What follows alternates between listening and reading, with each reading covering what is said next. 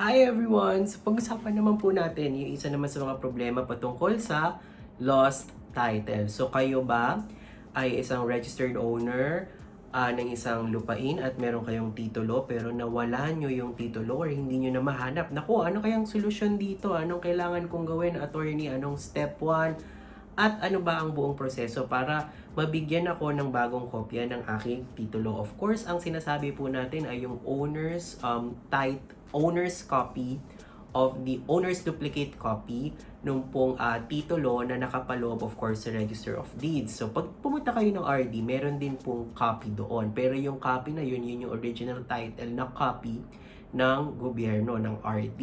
Yung hawak po ninyo, yun yung iyong owner's duplicate copy. So isa pang original yun. So nagmamatch yan. Both of you would have it, no? So ang mawawala mo, yung nasa custody mo, of course, yung kopya mo. So ngayon yung iba of course, nilalagay nila sa isang safe na lugar or naka-file yan usually sa cabinet or sa bag.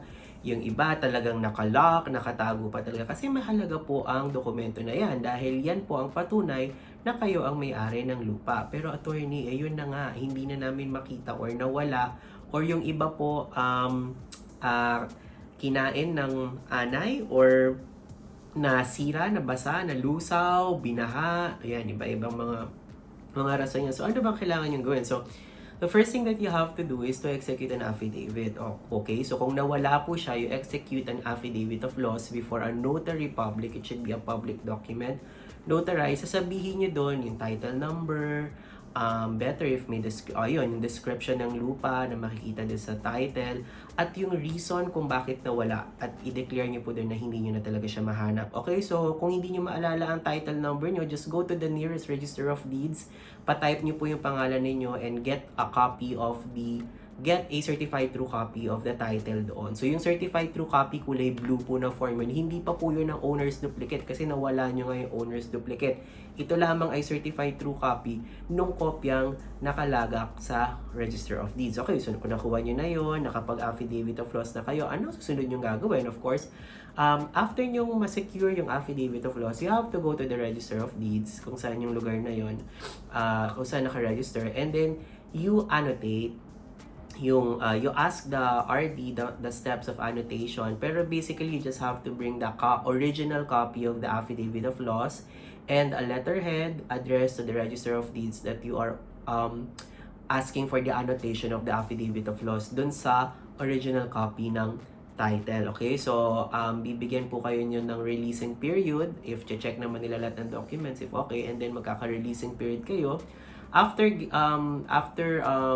waiting for a releasing period, so finally you could claim the certified true copy of the title, annotated na po, nandoon na yung affidavit of loss. So now, the next thing that you have to do is you have to file a petition for lost title and issuance of a new one in lieu of the lost title sa Regional Trial Court. Okay, so it's very important, hindi po matatapos sa annotation kasi hindi pa naman kayo may issuean ng panibagong owner's duplicate copy. You have to file a petition for lost title in court with prayer na issuehan kayo ng new owner's duplicate title in lieu of the lost one. Okay, so the hearing would have two parts. The first part would be the jurisdiction hearing. I-check ng court, i-determine ng court kung meron siyang jurisdiction to hear your case.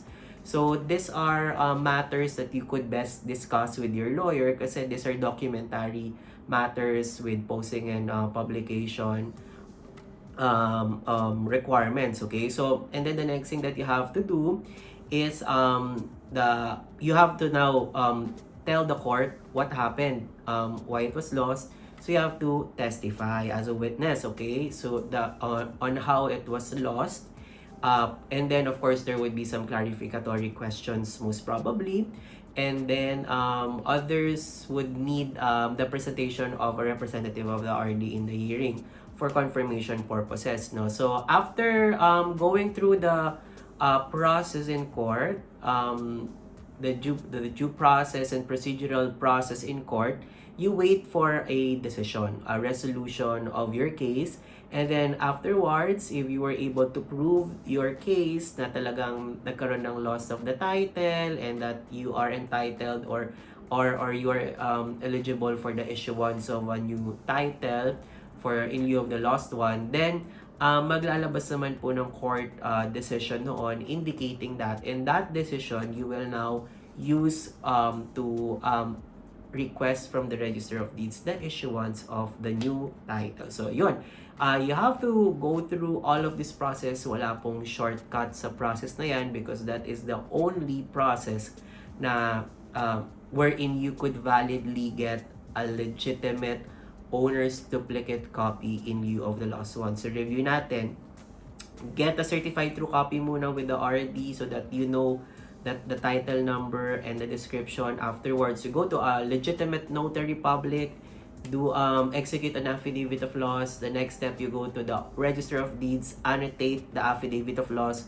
You wait for a certified true copy na annotated na yung affidavit of loss, and then you go to your lawyer and then ask the lawyer to file a petition for a lost title, and then you undergo the whole court process and then wait and pray for, of course, for a favorable decision. Nasa inyo naman po yan if you were able to present all the things that is needed in presenting your case with the court. So, ayun po. And then afterwards, if you get a favorable court decision at nagkaroon ng finality in decision, that's the time you go to the Register of Deeds to request for a new copy of your owner's duplicate copy in lieu of the lost one. Again, thank you very much and I hope natuto po ulit kayo.